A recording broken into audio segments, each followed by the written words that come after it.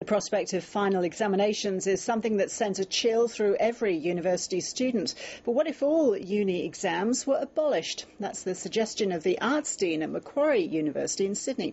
Professor John Simon says students would probably do better if they were freed from examination pressure. Well, it's not only me. There's a lot of educational research to back me up as well. But fundamentally, my experience as a teacher without the research just shows me that when you give students other options, they tend to do better. But if there were no exams, wouldn't plagiarism become a problem? How could you be sure that a work a student was submitting for grading was their own?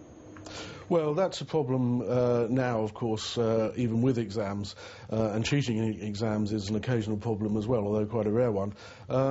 Well, we wouldn't. We have to trust our students, and we have to make sure that we teach them to do the right thing in the right way.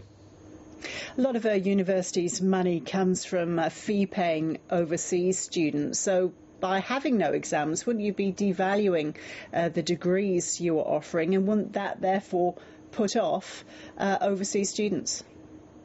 I've heard that argument, and it may be true, and that may be a reason for not doing it. But I think that there's no magic standard that happens when you take an exam, and there are plenty of universities in the world. I'm not sure about in Australia, but certainly in Britain and Europe, where exams have already gone. And what was their experience?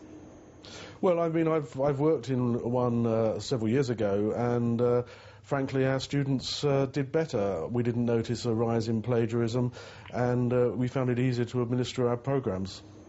But this wouldn't work with all subjects, would it? Things like a language, for example, you'd need an exam to judge a student's progress. Yeah, that's correct. I mean, I'm not saying that we